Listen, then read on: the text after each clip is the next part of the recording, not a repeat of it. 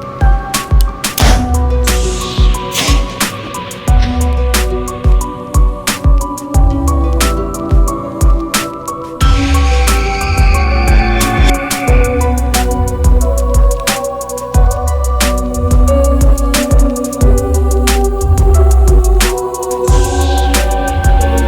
Clicking on this video, go ahead and hit like, hit subscribe down the bottom, go ahead and share it with somebody, leave me a comment down the bottom. All that helps the algorithm and I appreciate it so much. Check out the eBay store, a lot of cool stuff on there as we're getting ready to start hanging cell cameras. Check out the Patreon, a little bit of a fee to join, doing some big giveaways. Somebody's going to win a cell camera in just a month or two. We got strings, we got scent lock cards, we got mountain ops, all kinds of stuff coming, but for right now we're getting geared up, giving away that cell camera. You got to be a member to win it, so go check that out. The links are below. Today we're building arrows for deer season. Follow along. So let's talk hunting arrows. I think we're at a point they're all good. I wouldn't say anybody's got a bad arrow, but why not try them all? See which one fits you the best, which ones you tend to like. So I've shot these for a long time. Easton Axis long range.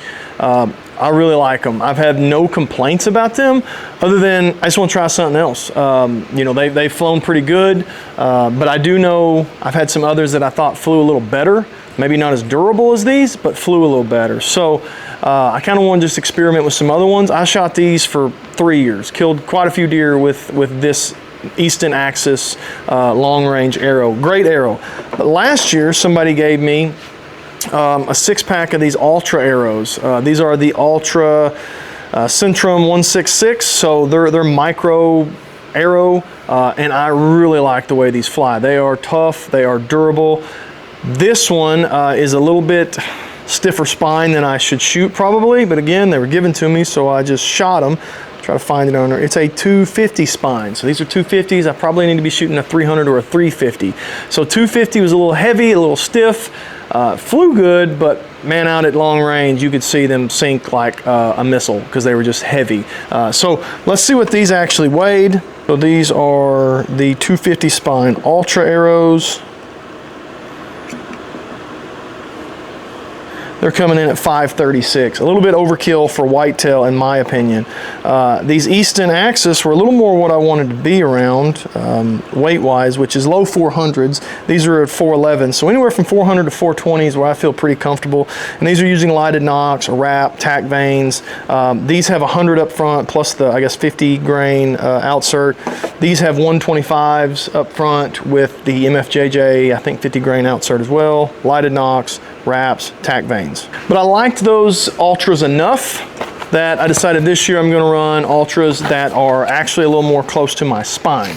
So these are Ultra Centrum 166. These are a 300 spine. So these are 10.5 GPIs, a little lighter than what I was running last year, a little less stiff, still going to be stiffer than what I ran on the other ones. I'm expecting these to be probably around 450, maybe 430 if I'm lucky, but definitely a little more of the fit for my bow, 70-ish pound draw, 20 or 70-ish pound weight, and around a 29-inch draw, 28 and a half, somewhere in there, depending on the bow. But we're going to build these out. I'm going to build 6 of them. I like to keep 6 back, just in case I don't like them. I can sell 6 uncut shafts to somebody, and I don't lose the entire pack. So we're going to build these. We're going to get them cut, get them fletched. Hopefully we can get some shots through there and see how they fly, but I'm really thinking these are going to be good arrows. They are a tough arrow. If you look at the inside wall, it's thicker than my Eastons and definitely thicker than the Rip XVs. So I have to actually sand my lighted nocks to get them in there. It's a tight fit, makes a durable arrow. Let's get them cut. First with these new ones is I'm going to go ahead and take these old nocks out, the ones that come with them, and go ahead and put a lighted nock in. These are cheap Amazon lighted nocks. I've done a whole video on them. They're really good for the price, and there are probably others out there. These go in nice and snug with these. They come with all the bushings, so if you want to go with a bigger size, you definitely can. But I'm going to run 6 of these in there. Like I said, they are a snug fit.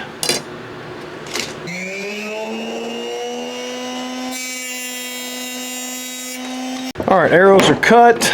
Next up, we are going to square the tip in, the cut end. I should have squared the nock in. And I could still slide them off and do that. I might be a good idea. But those nocks are pretty hard to get in, so I'm not 100% sure how easy of a job that's going to be. All right, next up, my favorite part. Got some sweet custom wraps from One Stringer. Check out One Stringer if you hadn't already. But these are topo, white topo, reflective wraps with my logo on there, so I think those are pretty awesome. Anything you can dream up, they can make it at One Stringer, and it's actually very affordable for what you're getting. So these are numbered as well, so we're just going to start with number 1.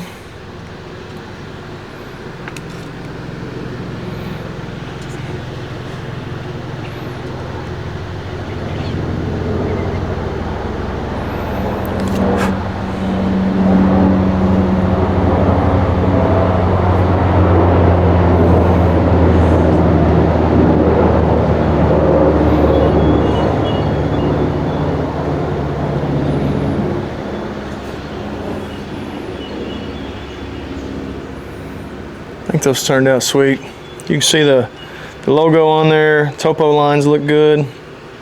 Really cool the way those turned out. Very happy with those.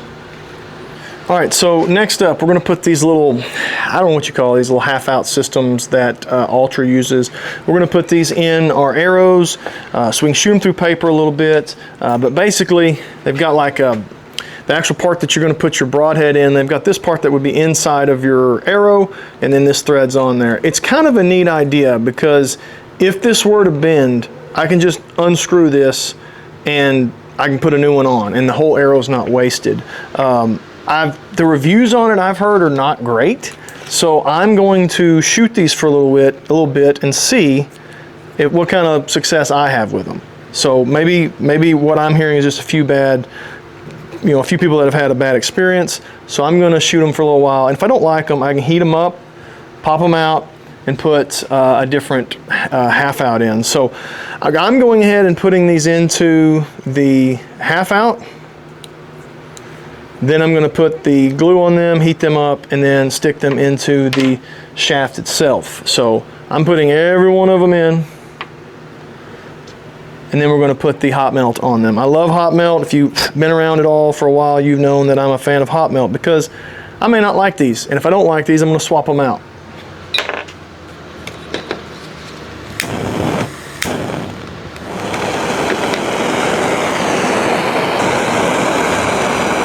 A little too hot on the hot melt.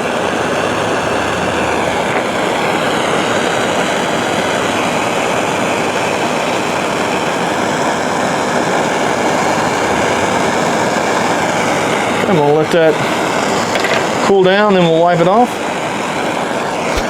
So we've got our wraps on, we've got our lighted nocks on, we've got our half outs on, whatever you want to call them. We've got 100 grain tips up front. So the first thing I want to do is kind of see what we're coming in weight wise.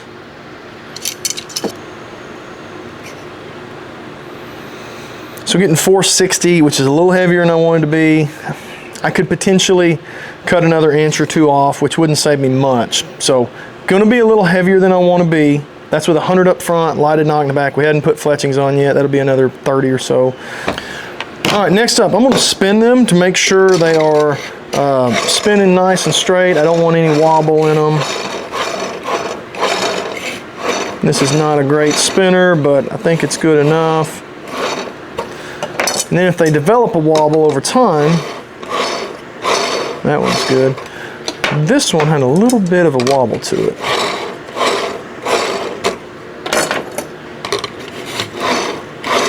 All right, so we've got our 6 arrows. We're gonna shoot them through paper a little bit, even though they don't have fletchings on. I know some people disagree with this. Some people say it doesn't make any sense. Maybe so, but I do like that they're flying pretty true before I even fletch them, and then I know I can fletch them with my indicator up, and I don't have to worry about knock tuning them afterwards and my indicator vane now being on the side on certain arrows and up on other arrows. So I think it's best just to get them pretty well knock tuned, pretty close, and then you can go fletch them, and then you can tweak it a little bit if you had to.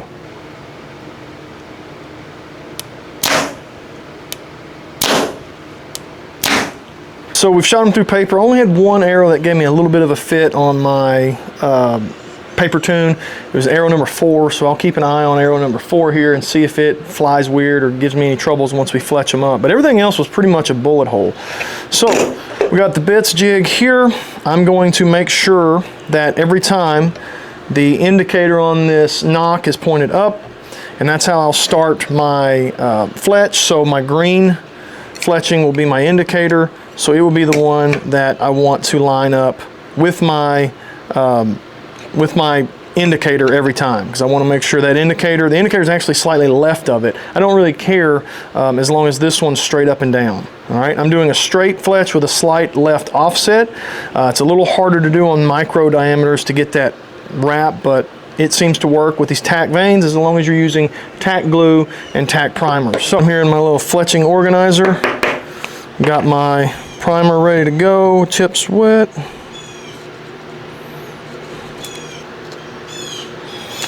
All right, I primed up good.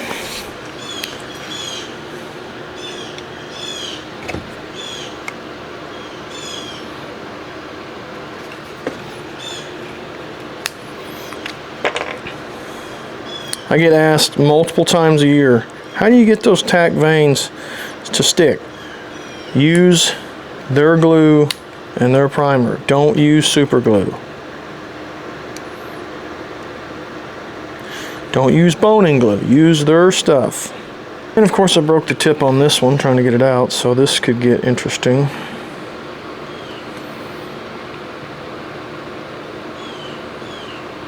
I might have to just go to my new bottle.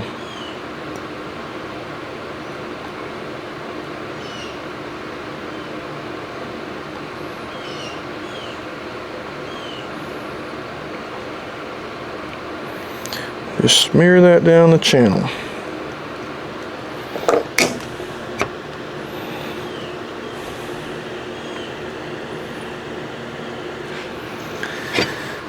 Give her 10-15 seconds. Go on to the next one.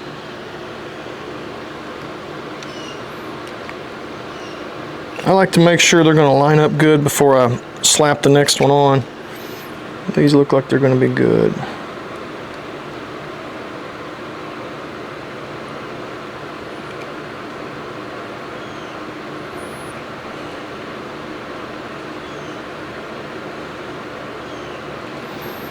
Jeez, I might need to get that other bottle.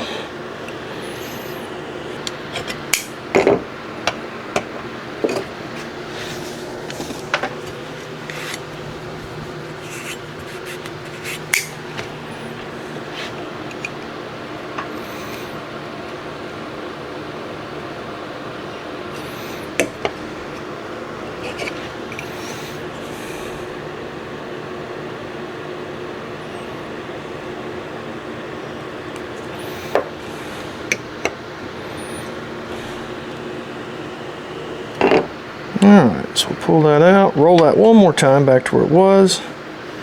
Take a Q-tip, we're going to clean up where all the glue ran out. That old bottle, the tip was really huge, so it was just leaking out like crazy. I just keep a box of Q-tips up here and they get used. So I'll put just a dab at the top where it's going to inevitably hit a foam or a deer.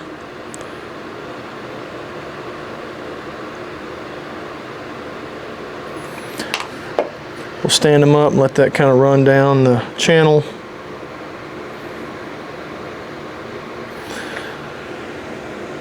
Good looking arrow right there. It's going to kill some deer this fall.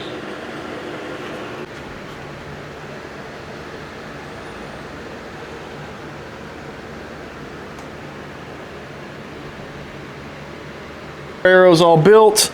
They look great. We had no problems with adhesion. TAC primer, TAC glue goes on great.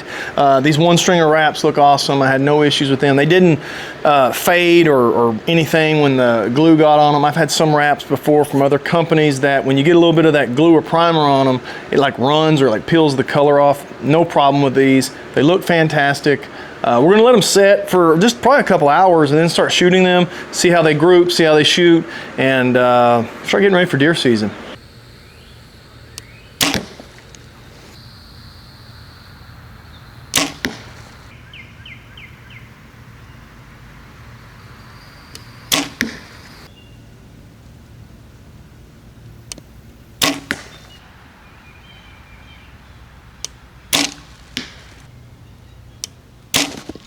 God.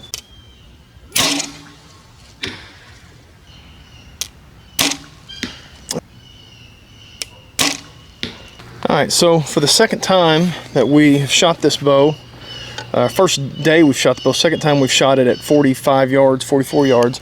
We're a yard off at 45, 44, I've got it at 45. All things considered, had a punch here, which I knew that's a bad shot. We've got 3 that are touching right here, just an inch to the left of the X. We've bumped it over a little bit, walked it in, and this one's in the X. That one's just a touch high, touch left as well. So, I mean, you can wrap your hand around these. That's a good group at any distance, but at 45 yards, I think it's a pretty dang good group. Even though it's a touch left, it's got to work through the side a little bit. Arrows are flying good, arrows are good, bow's good. Gonna be a good setup.